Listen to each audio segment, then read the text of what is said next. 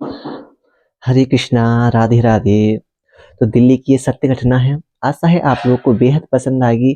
चलिए आप लोगों का और टाइम वेस्ट ना करते हुए चलिए ठाकुर जी की घटना जानते हैं कि क्या घटना है। एक 10-12 साल की युवान बच्ची जो ठाकुर जी की अत्यंत सेवा करा करती थी। रोजाना उठकर ठाकुर जी को देखना, उन्हें नहलाना, अच्छे अच्छे वस्त्र पहनाना, साज श्रृंगार करना, अपने हाथों से भोजन पका के ठाकुर जी को खिलाना, ये उस बच्ची की नित्य प्रतिदिन तरीके से दिनचर्या थी। एक दिन बच्ची उठती है, उठकर ठाकुर जी को टकटकी लगाए हुए देखती रहती है। काफी देर देखने के बाद उसकी दृष्टि ठाकुर जी के दाहिने हाथ की अनामिका उंगली पर जाती है। अनामिका उंगली का नाखून उल्टा हुआ था और उस उंगली पर खरोंची लगी हुई थी। देखने में ऐसा प्रतीत हो रहा था जैसे ठाकुर जी को चोट लगी हुई हो।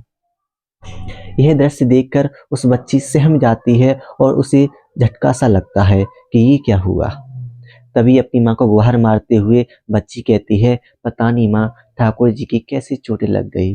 अब कौन सा लेप बनाऊं, कौन सी दवा बनाऊं ताकि इनकी चोट सही हो जाए। अब ये मुझे अपनी चोट के बारे में कैसे बताएंगे।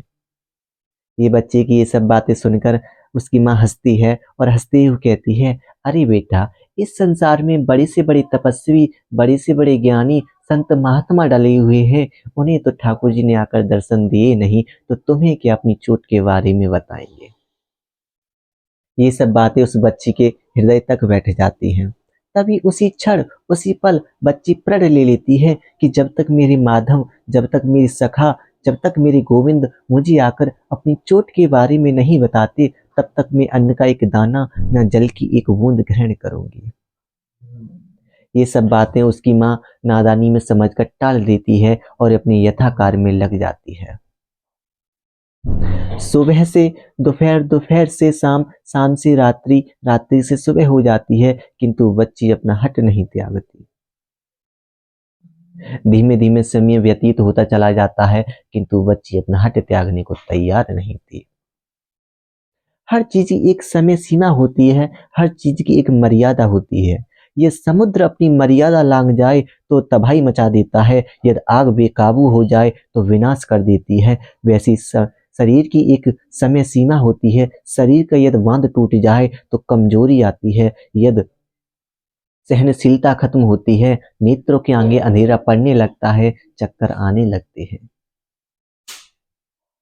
अब बच्ची का शरीर सूख कर एक लकड़ी की भांति बन चुका था, किंतु बच्ची अपना हट त्यागने को तैयार नहीं थी।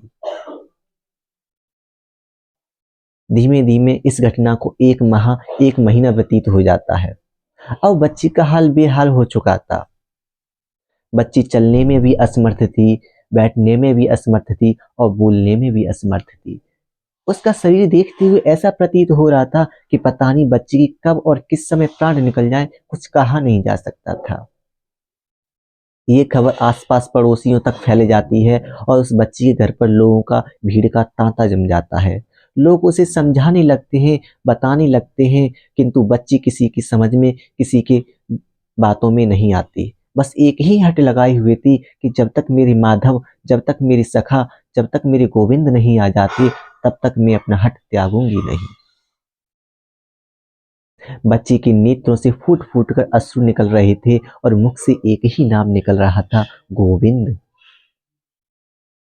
इधर जिस बच्ची, जिस प्रतिमा की सेवा करा करती थी, आज उस मूर्ति में से भी फूट फूट कर आंसू बह रहे थे। आज स्वयं जगत के पालनहारे भी रो रहे थे। ये अजूबा, ये चमत्कार देखकर लोग भी दंग रह जाते हैं कि ये कैसा चमत्कार है। आज प्रतिमा में से, आज मूर्ति में से आंसू बह रहे हैं। लोग भी उस बच्ची से कहते हैं, अब तो बेटा अपना हट त्याग दो, जगत के पालनहारे, जगत के प्रभु तुम्हारे कष्ट को देखकर रो रहे हैं। किंतु बच्ची अपना हट त्यागती नहीं।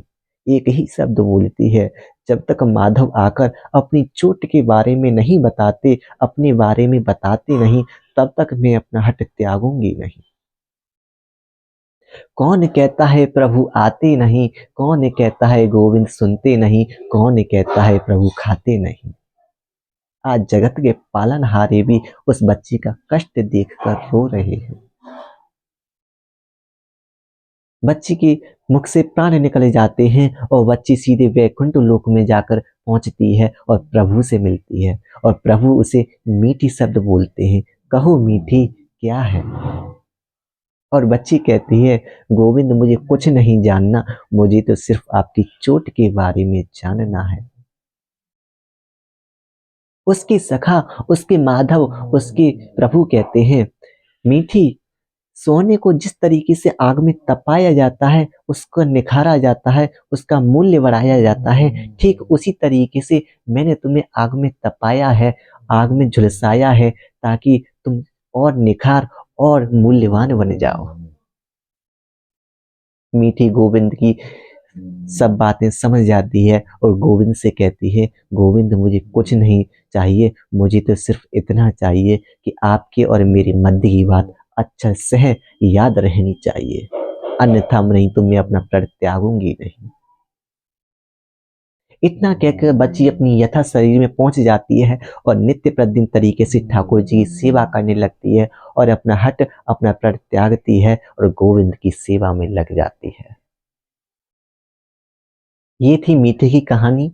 आशा है आप लोगों को बेहद कहानी पसंद आई होगी। ये दिल्ली की सत्य घटना थी। चलिए मिलते हैं नेक्स्ट विचारों में, नेक्स्ट एपिसोड में, नई कहानी, नए विचारों, नए तथ्यों के साथ।